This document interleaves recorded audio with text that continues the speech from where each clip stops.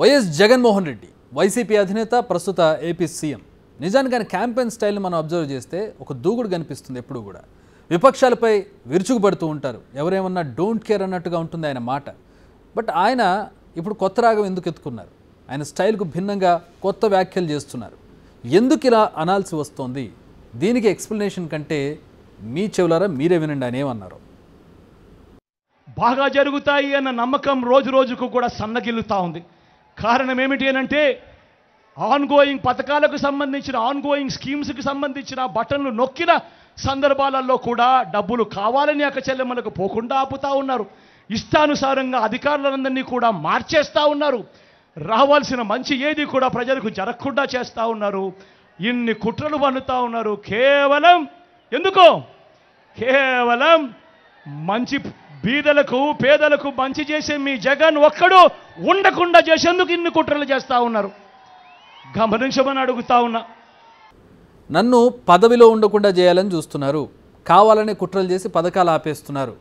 వీటన్నిటికంటే highlight dialogue ఏంటంటే ఎన్నికలు సజావుగా జరుగుతాయని నమ్మకం లేదు. ఒక సీఎం, అది జగన్మోహన్ రెడ్డి నోటి నుంచి ఈ మాటను ఎవరు ఎక్స్పెక్ట్ చేసి ఉండరు.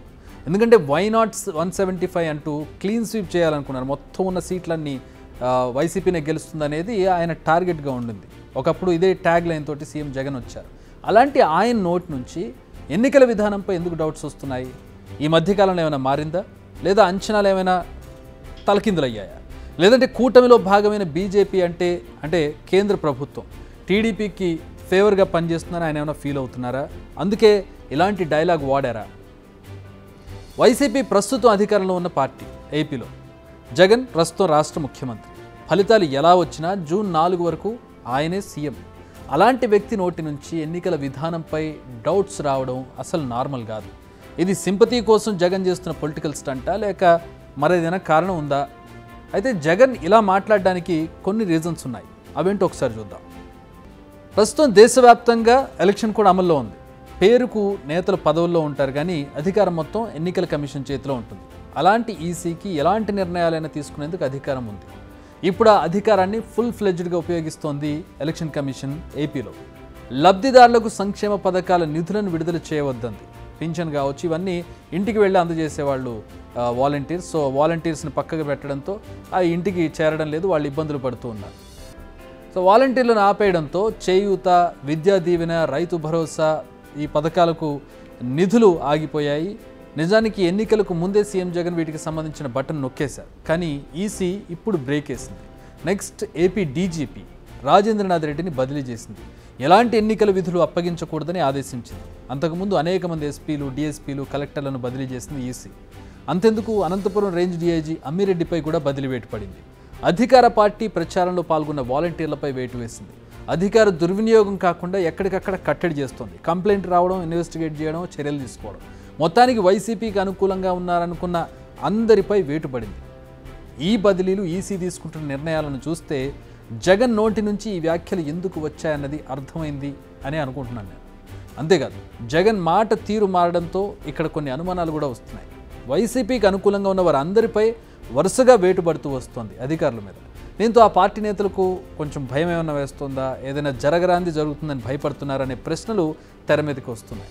అయితే ఈ సిచ్యువేషన్ను కూడా తమకు అనుకూలంగా మార్చుకుంటున్నారు జగన్. అధికారులపై టీడీపీ నేతలు వరుసగా ఫిర్యాదు చేస్తున్నారు.